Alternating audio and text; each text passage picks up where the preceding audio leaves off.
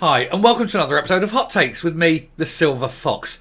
I previously described the SNP as cancer, and that cancer seems to have metastasised. It looks now like even Scottish Labour could be ripped apart because of the SNP and their policy on gender reform.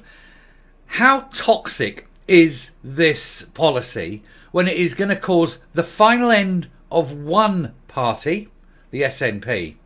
It will destroy the legacy of its former leader, and it now looks as though it's going to split a second party right down the middle. People are unhappy, but because of the politics of socialism, they lack the ability to stand up and say whether they agree with it or not, and they have to prevaricate and sit on the fence. Although I think when Keir Starmer is sitting on a fence, it's simply because he likes the feeling of a good solid bit of wood between his buttocks.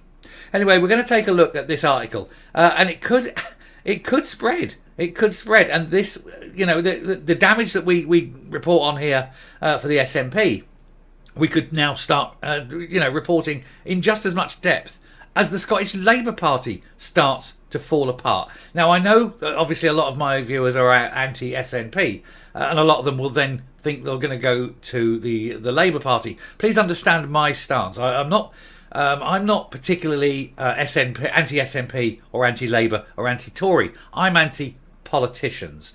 So you may be a Labour supporter, but at least look and have the sense to realise that the truth must come out. So I would ask that you give me a little bit of tolerance on this. I am going to hold the Labour Party under as much scrutiny on this issue as the SNP, and don't for 1 minute think I'll ever let the Conservatives or the Lib Dems or the Greens get off the hook either. As far as I'm concerned, all politicians are fair game. All parties need to be scrutinised.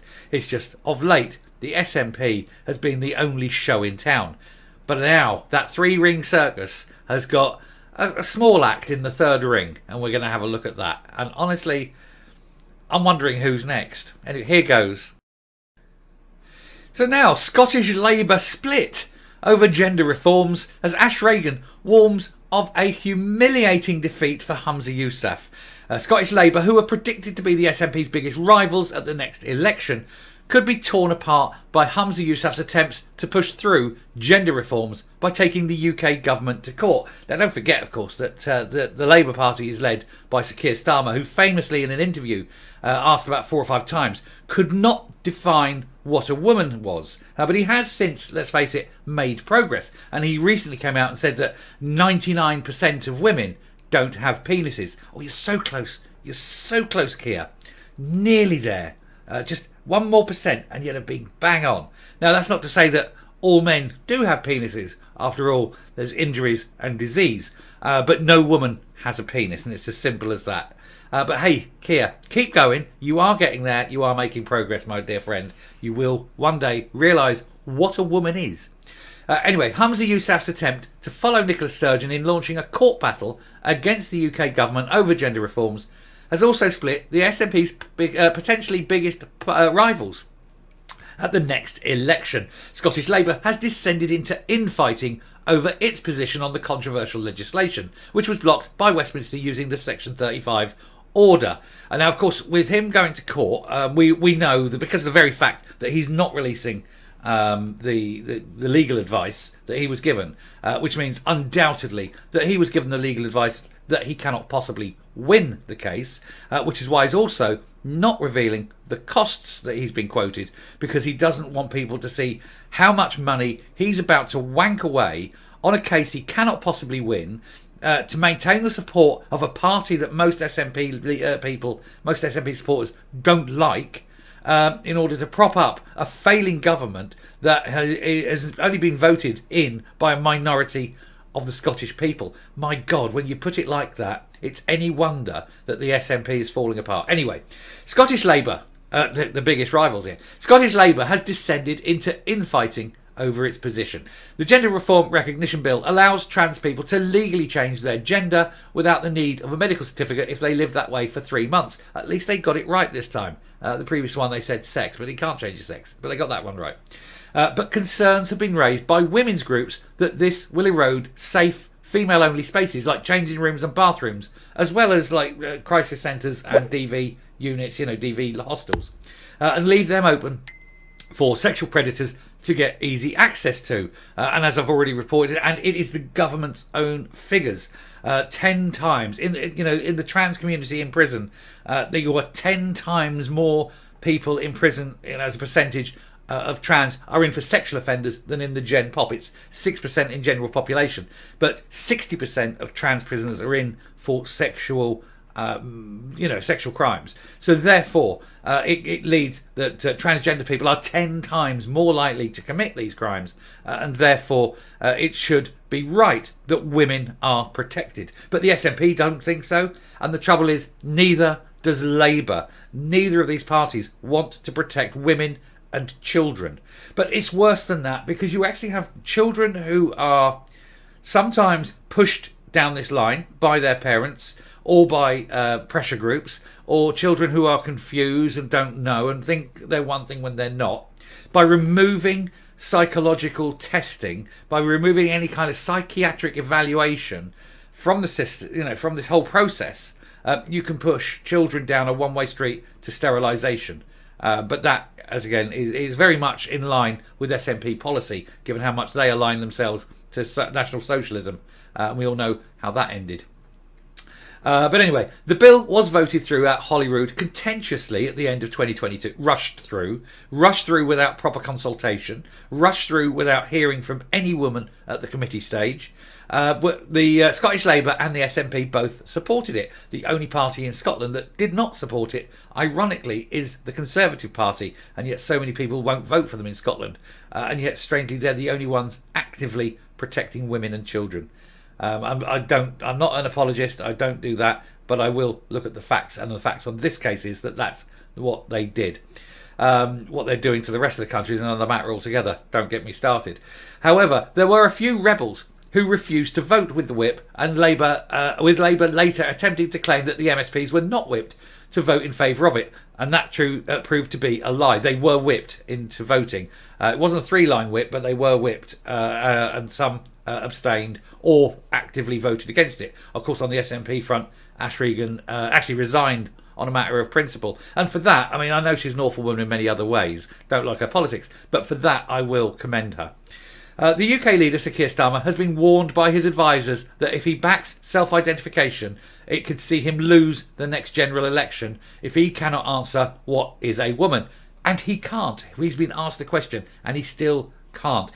The nearest he's come is, as I said, is saying that most women don't have penises, but he can't actually say what a woman is. And it's very simple. It's an adult human female. It has led to him pulling away from supporting the gender reforms, and this has leaked through to the Scottish Labour as well. Leader Anna Sawar has positioned himself as backing neither the impending court case or scrapping the bill completely. So he's another one who's enjoying the feeling of an edge of a fence firmly up and rubbing against his buttocks. He doesn't want the court case to go ahead, but he doesn't want the bill abandoned. So, if it's a 50-50 choice, Anwar, which way are you coming down? You've got to come down against the bill, because even it damages the safety of women. And what are you going to lose for it? The votes of a few mentally ill men, effectively, but the 99% of people who agree with banning this and stopping it will certainly look to you in a more favourable light come the election. This was evidence, this pulling away. This was evidence in a press release in which its social justice spokesman Paul O'Kane carefully avoided the same pitfalls and instead urged both governments to work together to find a solution. The solution's simple. You abandon the bill and you say no change. The 2010 Equality Act stands, and you put a clarification in there that where it says female, it means biological female, not the mental delusions of someone with a psychiatric problem. However, members on the left of the Labour Party were more supportive of the court action, including former leader Richard Leonard. He tweeted, "The update to gender recognition law passed overwhelmingly by the Scottish Parliament would make life a little easier for one of the most persecuted minorities in society. Actually, providing them with deep psychological help and psychiatric treatment would also help them, but no mention's made of that because that would cost money." It was both necessary, he said, and long overdue, and it must be allowed to stand. Solidarity, that's right. He is advocating for men who are 10 times more likely to commit sexual crimes to be allowed complete and utter access freely, even before the op, with their, say, full meat and two veg intact, into women's changing rooms, into the changing rooms in sports centres, where there will be women and girls and children generally, into DV hostels, into our crisis centres, into all these places, into female prisons, into female wards in hospitals, where women have been R''d by men, and then when the police have arrived, the hospitals have said, no, this didn't happen. There are only women in this ward. So the NHS is actually complicit in the covering up of the R of women. And this is a fact. See my videos past. This has happened. And this is what Labour are supporting. Labour are supporting the mass abuse of women and children by mentally ill men. Why have they not got the balls to stand up and say, actually, no, we don't support this, and do something about it? In line with 99% of the electorate. Anyway, a couple of the current Scottish Labour frontbench refused to vote with the whip over the gender reforms in the first place. Carol Mochan defied it to vote against it and resigned from her job as mental health spokeswoman, but was reappointed to the public health and women's health roles.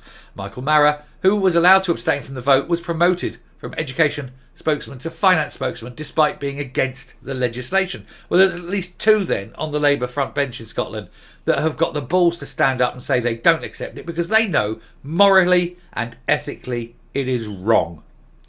One of the SNP gender rebels and SNP leadership contender, Ash Regan, issued a stark warning to Mr Youssef and the SNP over his attempts to take Westminster to court. Of course, she resigned her role as community safety minister, I've mentioned this, her resignation earlier, to allow her to vote against legislation, and used her newfound fame to launch an attempt to become the first minister. It was always a non-starter from the top. She would never have had the backing. But it was, like I say, at least honest of her to resign and vote against. She said, the decision to challenge the Section 35 will result in a humiliating defeat. The GRR is deeply unpopular among Scottish voters, and court action will cost a vast amount of taxpayers' money, while losing 30,000 members over this policy means it's time for a rethink.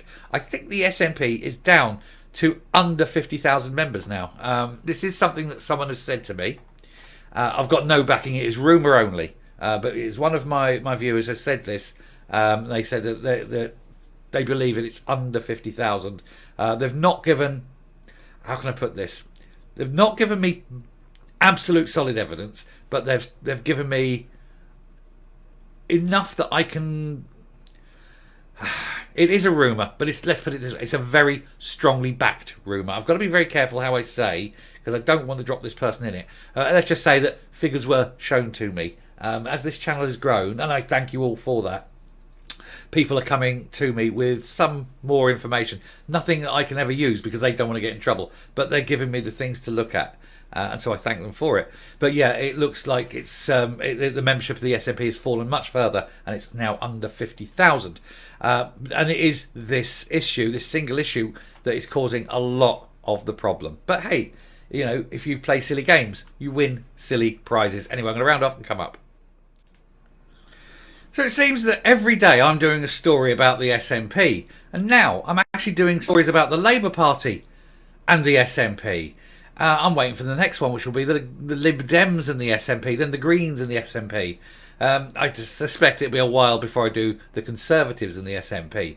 But it's this one issue that has caused so much problem for the SNP, for Nicola Sturgeon, for the SNP, for Labour, and this it opened up a can of worms because of the divisions caused by the gender reform bill. It's shown the parties are in disarray, that they're split, they're factional. It's then led to the invasive sort of looking into party finances, to other kinds of corruption and the procedural inconsistencies, things like that. Who knew when Humza Yousaf won the election at that point that he actually won an illegal election, because the party rules state it should be a 77-day election, not a sort of 28-day election. And so technically he's not leader at all. He's not won a legal vote to be the leader. How the others haven't challenged this in court, I don't know. But I think at the moment, I think the party is 24 hours away from complete collapse. And it's such a big and total collapse within the SNP that the fallout is going to split other parties. That's how big this is. And we're seeing it now. Where you're getting people in the Labour Party not voting to the whip over this policy. And I don't think the split in the Labour Party will be anything like the SNP. I think the Labour Party is so well established. It has so many rules in place. It's got enough experience, shall we say, that it doesn't allow people to sit in power and in judgment for more than a certain amount of time before they get shifted round. There's no bailiwicks and fiefdoms sort of built as badly as in the SNP, and I think the control from London over the Scottish SNP, the Scottish Labour Party, is also suffice.